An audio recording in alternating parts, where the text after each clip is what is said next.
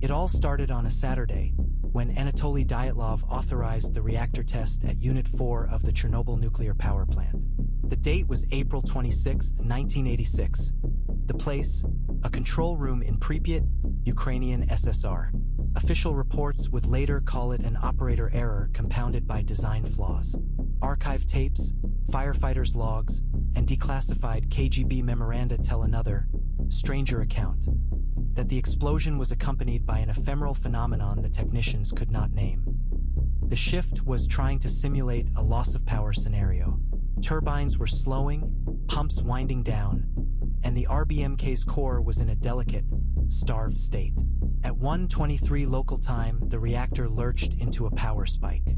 When the core ruptured, witnesses in the control room described an aurora of green light above the shattered containment and a low vibration like a distant bell.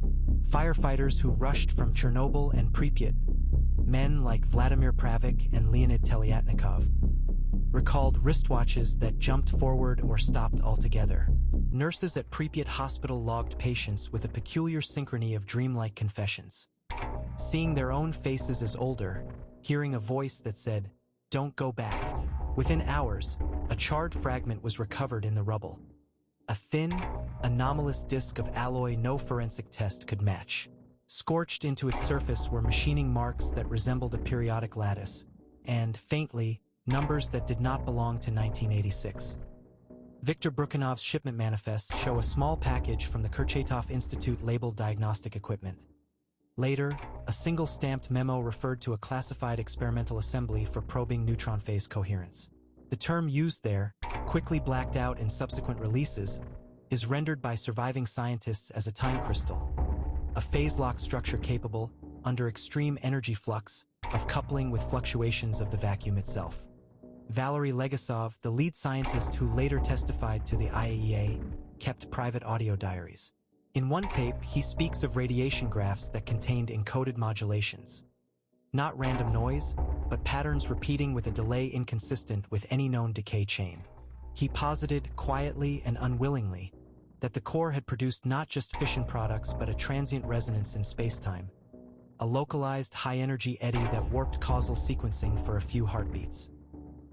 His colleagues remember the look in his eyes when he said, "We burned a mirror into tomorrow." Soviet response focused on evacuation, containment, and censorship. Reports were sanitized. Soldiers buried reactor graphite, cover stories issued. Yet those who scraped at the edges found anomalies. A 1992 KGB memorandum, released only in fragments, ordered that all physical specimens from Unit 4 be catalogued and shipped to Moscow for safekeeping. In the margins, an operative had added, "Temporal contamination? After the fall of the Soviet Union, international teams sifted the ruins." Instruments left in the exclusion zone recorded occasional gamma transients in 2001 and again in 2016, brief, high-energy pulses emitted with a strange periodicity. Models developed at the University of Cambridge and the Kurchatov Institute attempted to replicate the conditions and failed to disprove one troubling hypothesis: that for a span measured in seconds, Unit 4 had become a nonlinear cavity coupling energetic particles with fluctuations of time, creating echoes.